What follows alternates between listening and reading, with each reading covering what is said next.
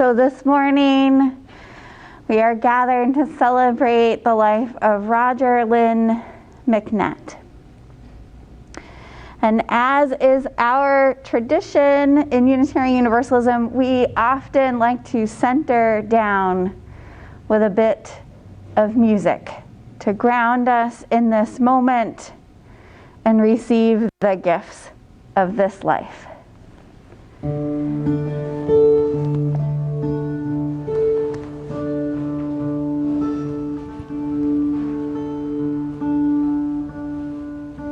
May I be filled with loving kindness. May I be well. May I be filled with loving kindness. May I be well. May I be peaceful and at ease. May I be whole.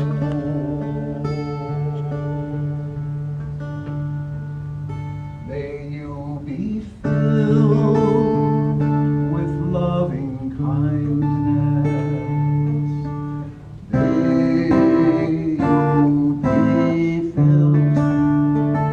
May you be filled with loving kindness. May you be well. May you be peaceful and at ease.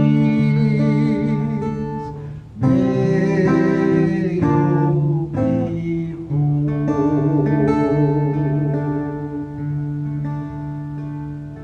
May we be filled with loving kindness. May we be filled. May we be filled with loving kindness. May we be well. May we be peaceful and at ease. May we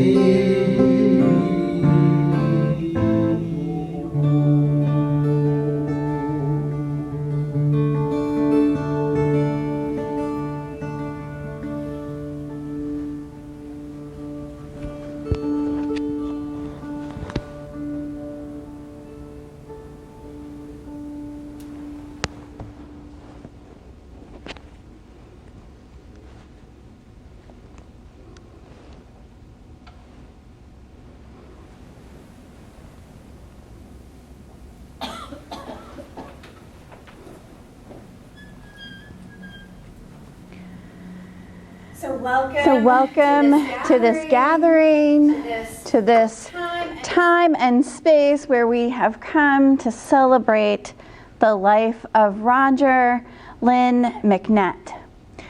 I am Reverend Misty Dawn Shelley. I serve the Unitarian Universalist congregation here in Fort Wayne, where Rachel and Roger have been dedicated and active members for over 35 years.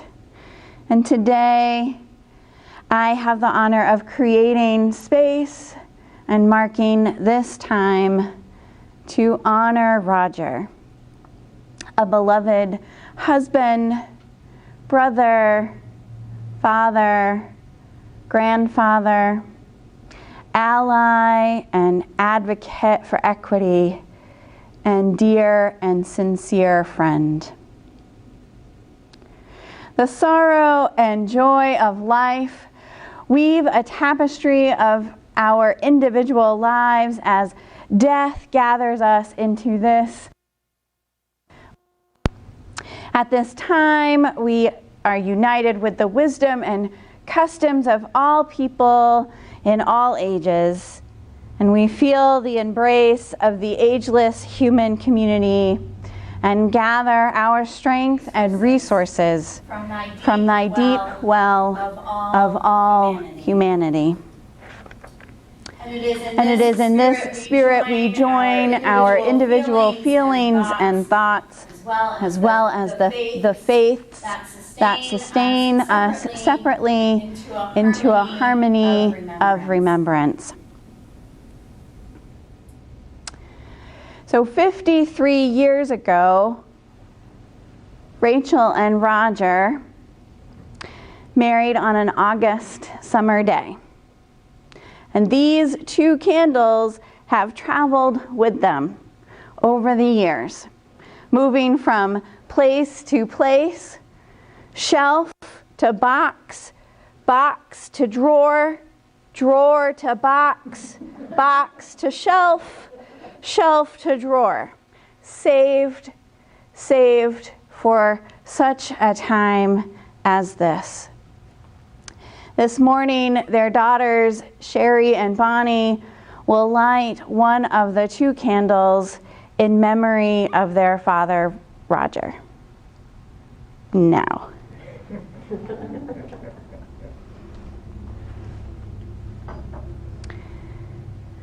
As they light this flame, allow us to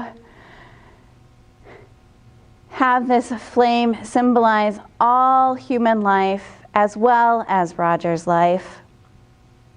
It is a fragile flame and it can be extinguished by just a simple gust of air. Even if fate does not end a life unexpectedly, the burning flame will eventually consume the candle. A candle certainly has its allotted span to burn, so does a human life has its allotted span of years to live. And yet while it burns for a short span or a long span of life, it radiates light and heat. Flame kindles flame, life begets life. Though the flame of Roger's life has been extinguished, our memory's eye still sees the person, and our mind remembers the power of his personality, his kindness, his generosity, and a gentle soul with a rich humor that came through his smile. It is from this fire of life and love we kindle the flame of our chalice.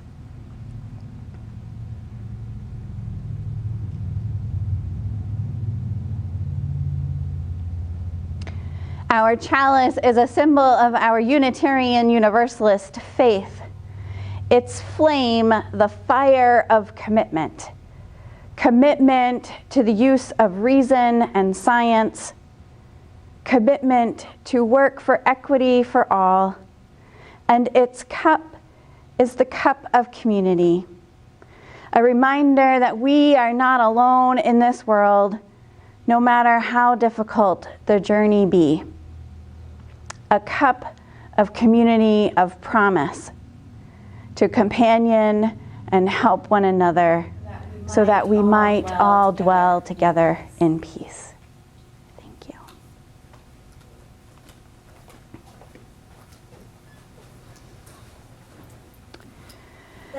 This morning I want to share with you a reading by Elizabeth Tarbox. All is dukkha. All is dukkha, say the Buddhists. I am told that dukkha is hard to translate. It means literally suffering. But the feeling of dukkha is closer to impermanence. Impermanence is central to the Buddhist path to nirvana, enlightenment. Dukkha.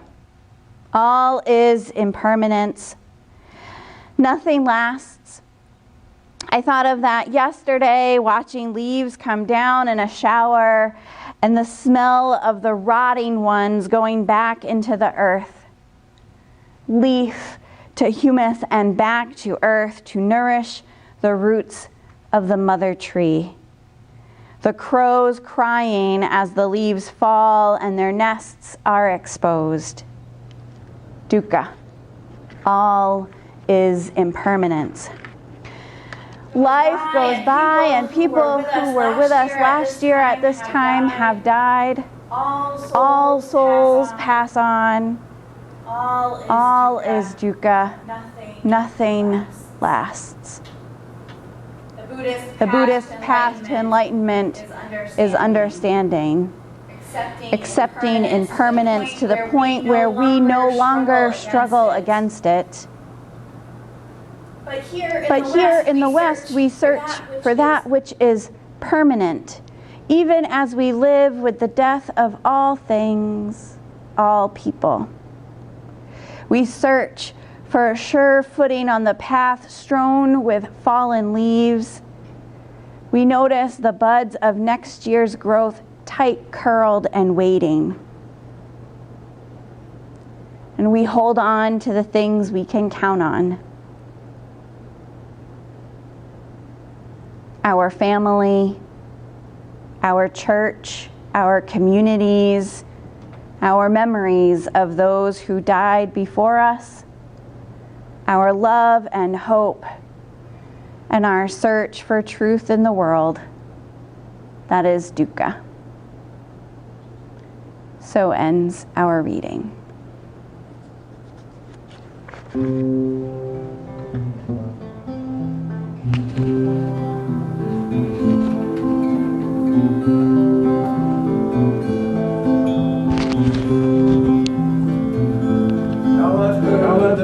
There was a secret chord that David played, and it pleased the Lord. But you don't really care for music, do ya? It goes like this: the fourth, the fifth, the minor fall, the major lift, the baffled king composing hallelujah, hallelujah.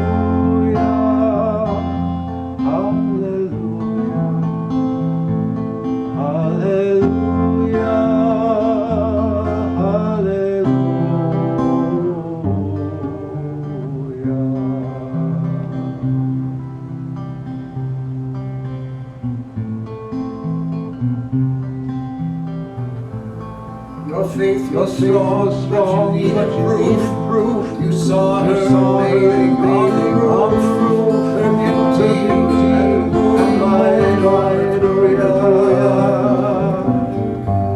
She tied you to a kitchen chair. She broke your throat, she cut your hair, and from your lips she drew the hallelujah, hallelujah. Hallelujah, hallelujah, hallelujah.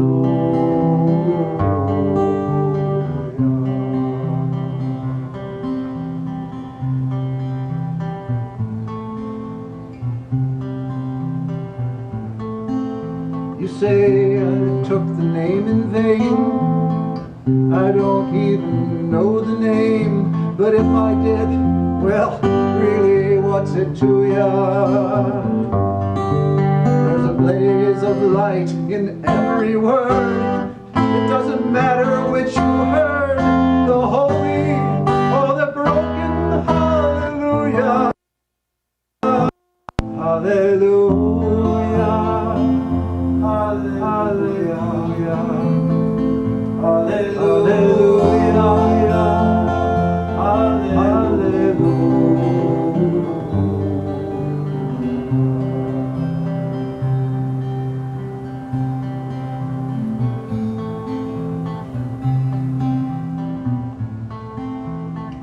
I did my best, it wasn't much.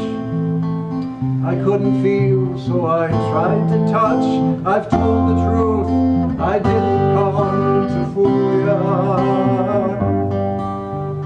And even though it all went wrong, I'll stand before the Lord of song with nothing on my tongue but hallelujah, hallelujah, hallelujah, hallelujah, hallelujah,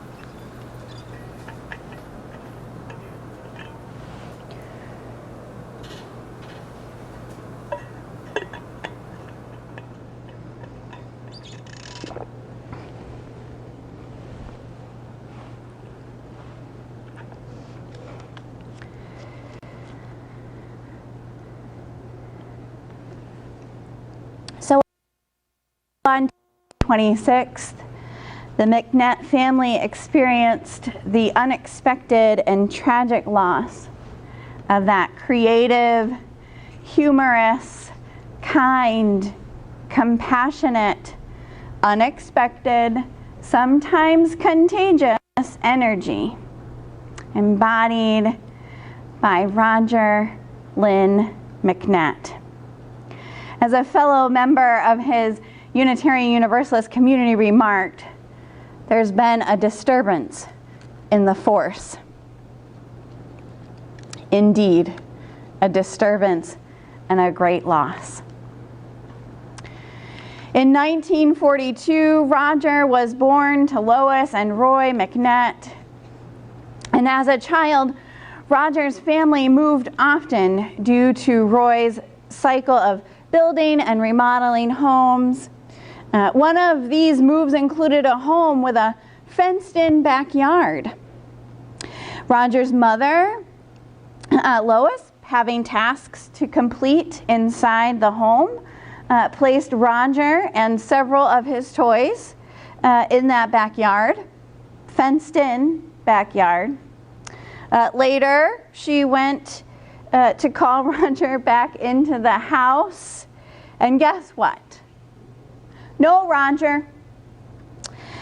However, there was a stack of toys piled carefully next to the fence, which aided in Roger's escape. Now, we all know he was found, thank goodness. And throughout his youth and young adulthood, Roger could be found helping out his dad. He provided lawn maintenance, riding his bicycle and pulling the lawnmower behind him. He was proud to be able to drive a nail with just one swing of that hammer. And like most families of origin, Roger's was complicated and often absent of emotion. But perhaps especially so when you park the motorcycle you were hiding at Grandma Cameron's house in your parents' garage while they were supposedly away for the weekend, only to have them return early. It is said that his mother, Lois, did not speak to Roger for a few weeks there. After graduating from Southside High School, Roger attended Manchester University, earning a bachelor's degree, and it was here he would meet the love of his life, dear, sweet Rachel. He would work at International Harvester at night, sleep a few hours, and then travel to Manchester for class. Roger went on to earn a master's degree in education from Ball State University, and it was here during grad school that Roger and Rachel lived in the lap of luxury. They lived in a 15-foot camper, complete with a window air conditioner and that kitchen table that turned right back into their bed. The two of them would then go on to find their first teaching jobs in Rochester, Indiana. And Roger would begin his career teaching in special education classrooms. At this time, there was no specific curriculum or model for teaching children with differing abilities. And so Roger created curriculum based in life skills, which he was certainly proud of and had evidence of. He had these jars filled with hole punches to remember this service to his students. And then later in life, after retirement, I hear that he went and sort of spread them and remembered them. And I imagined that there were just a few jars left when I visited the home. When Bonnie, their first daughter, was born, they moved back to Fort Wayne. The majority of his teaching career would be with East Allen County School District at New Haven High School. And there he continued in special education and later in social studies, I think. But what he really appreciated was teaching life skills, money management, how to use public transportation, how to help his students through the work-study program. And several of these students would maintain their employment until their retirement. In close to 30 years of teaching, he would make several friends, though the friendship that Roger and Stu Bloom would maintain over the years would be a gift to both of them. Stu writes, "We were friends for a long time before we adopted the routine of eating together twice a month, which only began after I retired. Before that, while we were both still teaching, we talked less often, usually though through email. We'd meet each other at the full system staff gathering at the beginning of each school year and find a place to sit together. Now and then we'd spend the time backstage watching the speakers from there. We traveled to the State Teachers Union Representative Assembly together, and the ride to Indy was like the lunches we were to have years later. Uninterrupted time to share. During the assembly, we'd comment about the speakers, have lunch, and then enjoy the ride home. We discussed our students and shared what we did in our two very different classrooms. If something entertaining happened in his classroom, I'd read about it in an email the next day. And if I needed help of one kind or another, I could always count on receiving his insights and suggestions. In later years, he would frequently remark how much he liked working with his students. And we both liked being able to help kids become human.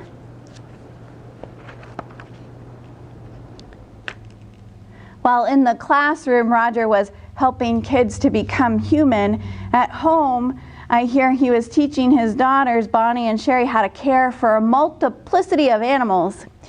In fact, so many different animals became a part of the household that dear, sweet Rachel recalls saying, "No more mammals!" Now, this statement may have wanted to include birds. For those who loved Roger also knew his love of Norman, his Senegal parrot, and Rachel's commitment to not do anything to take care of Norman.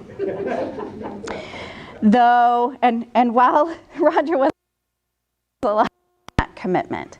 And for those who are wondering, Norman is going to be received in great care and rehomed to someone who will love him.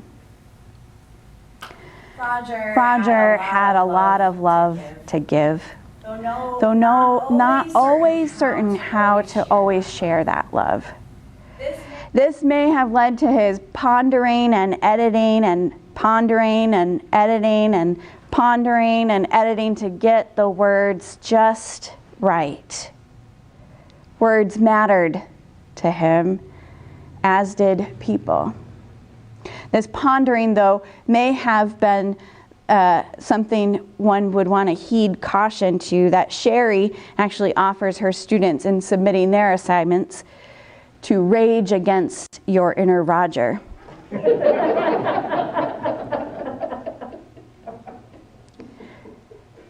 Roger had a lot of love to give, though not always certain how to share that love.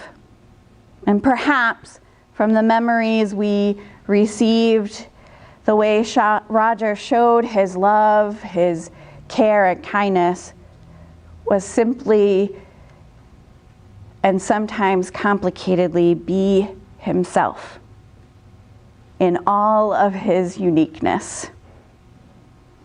With family, he enjoyed weekly game nights, and I hear he used to send his grandchildren the wordy-gurdy puzzle, especially if it was a good one. He'd pass that on.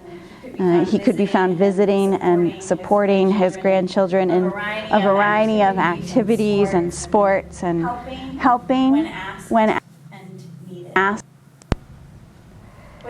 With friends, Roger was there to help. Roger was always a smile away with a hug and a wisp of light humor. And Robert, a good friend of Roger's, Robert Rouse, writes that Roger helped me more than any friend ever could. He would give me rides to and from Fort Wayne to Indianapolis for doctor appointments. And he once helped get a computer and a television, and when I was homeless, Roger paid for me to stay in a motel for 2 weeks. To support friends, Roger joined PFLAG in the 90s. You don't do that in the 90s. He was an ally, especially in Northeast Indiana, that's what I hear, but he, in order to support his friends and share that he was an ally and an advocate for equity, he joined PFLAG and then served the LGBTQ community as president of PFLAG for probably close to 20 years, we guessed. He supported many programs through Wellspring Family Services. He supported the Fort Wayne Children's Zoo, Science Central, Acres Land Trust, the Audubon Society. He helped the Audubon Society actually get their very first website working. Cynthia Powers was quite proud of that.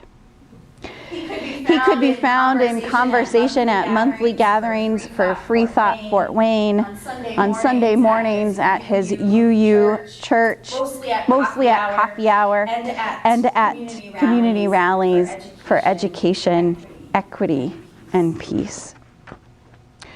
The Reverend Dr. Lori Proctor, Minister Emerita of the UU congregation, writes, Roger was always there, not calling attention to himself, but there to be counted on in support of his family, friends, students, the LGBT community, his fellow Unitarian Universalists, and people simply in need in general. Through his work with the Democratic Party, he showed his love of small d democracy. I never doubted where Roger was very funny. He was a deep thinker on things that matter. I admired the way in which Roger's values could be discerned by the way he lived. As a person who probably thinks too much about some things, I was in awe of the comfort with which he moved through life, not compromising, and seemingly without regrets.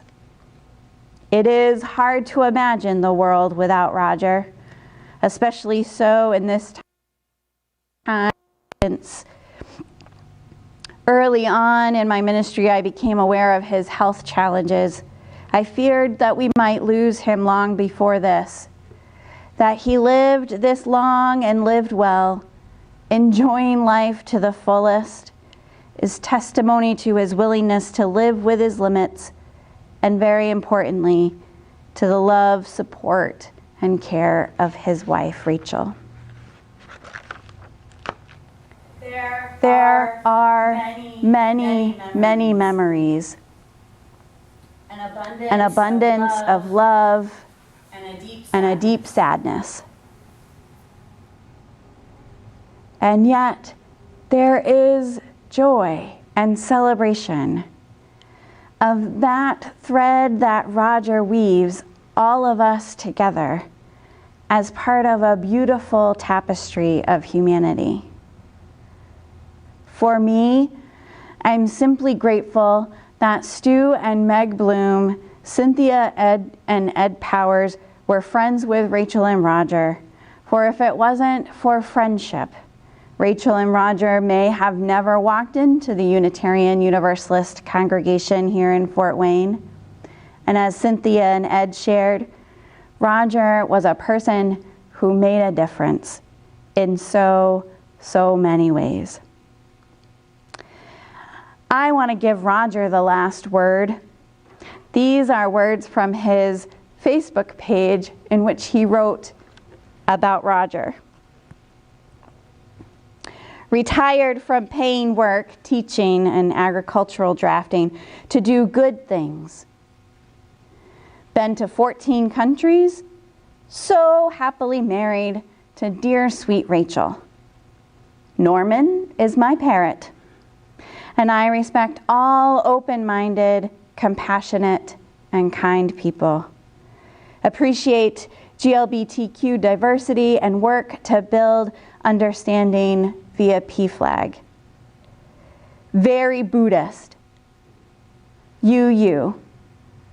And am enjoying this wonderful experience on the great planet we all share together.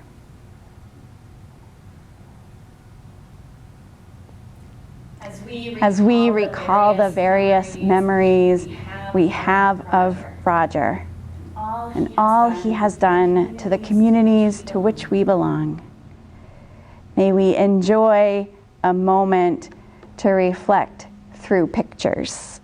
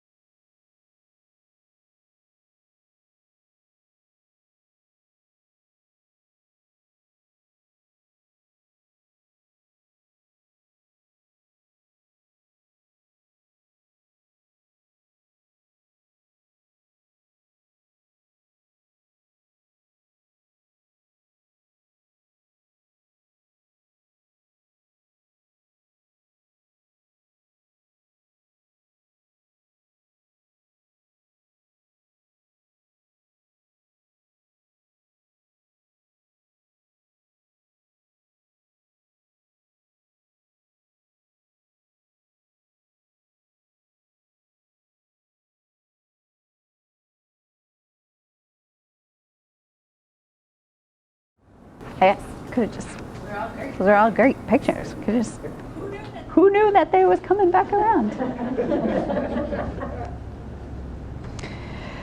So while we're in this stillness, will you join me in a time of meditation?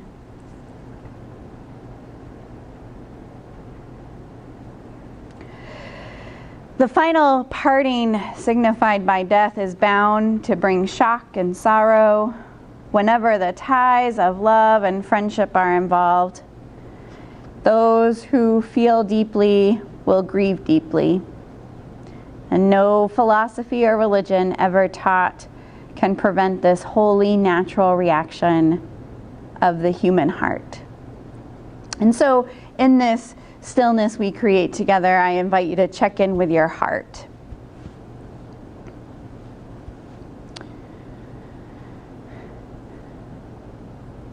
Perhaps your heart is feeling broken or sad, relieved, grateful, empty, filled to overflowing with love.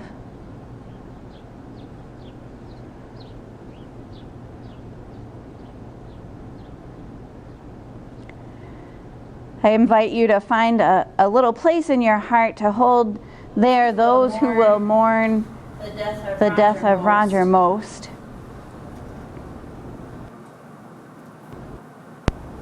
His dear, sweet Rachel.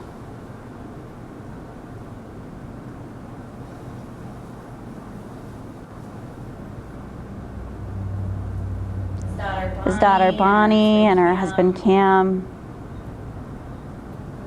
And their children Jacob, Alex and Ryan.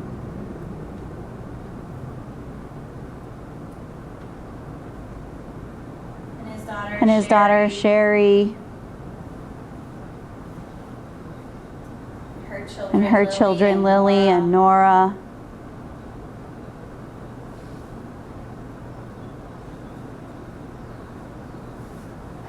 And his brother John. And Susan and their family.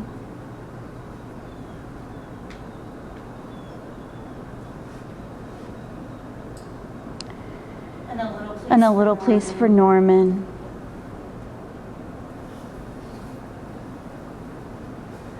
And all those trusted friends.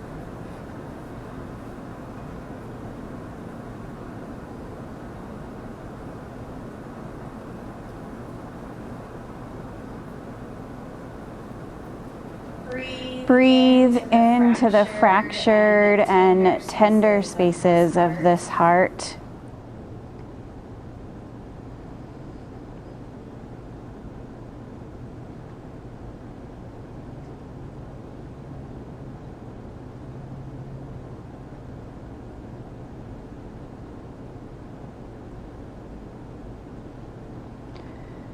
We often in our tradition remember to breathe in peace and breathe out love.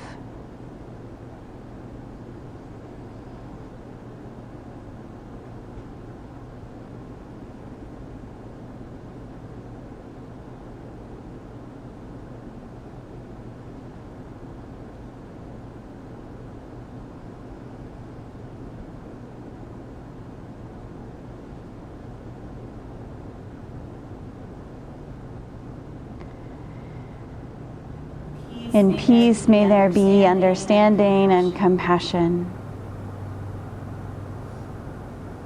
And in love may we remember the memories that fill our hearts and those who will mourn Roger's loss the most. May it be so.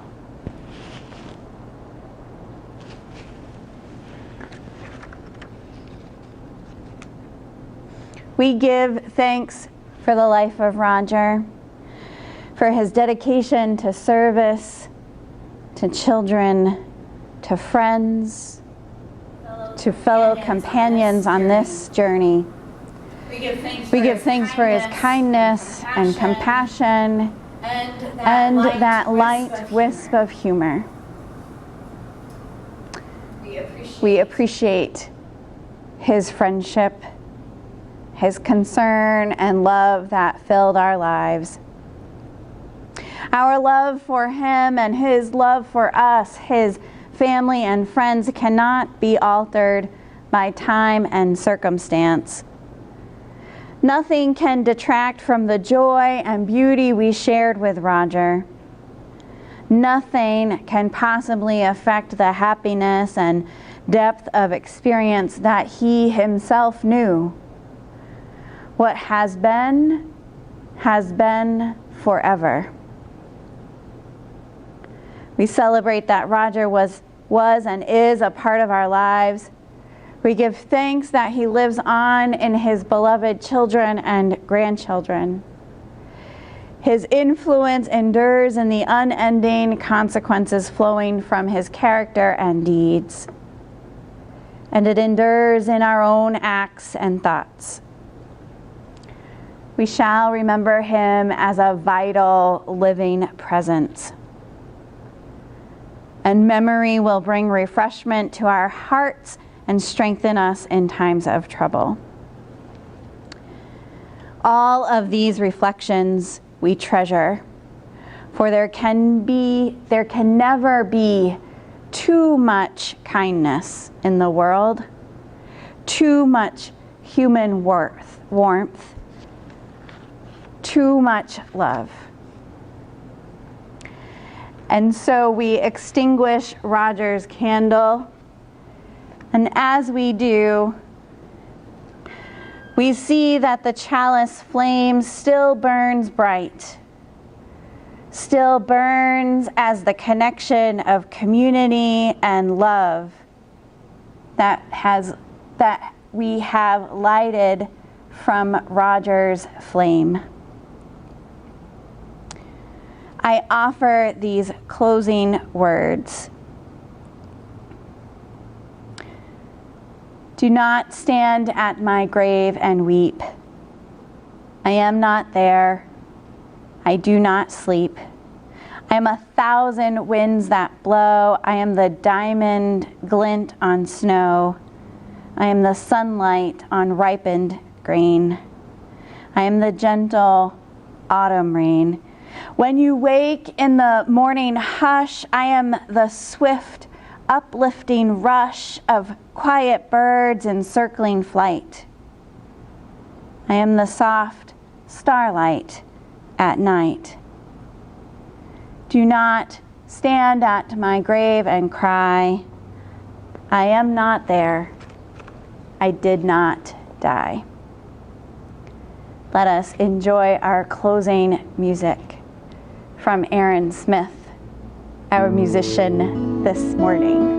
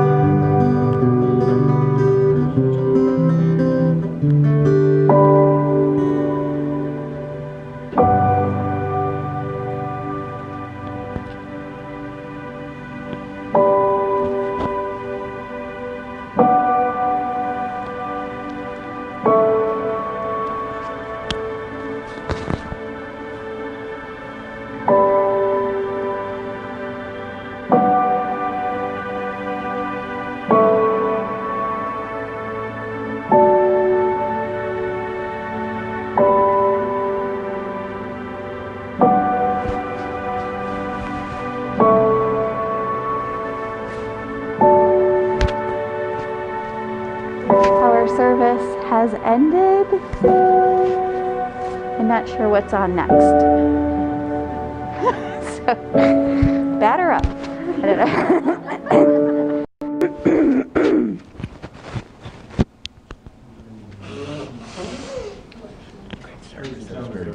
Thank you. Good job.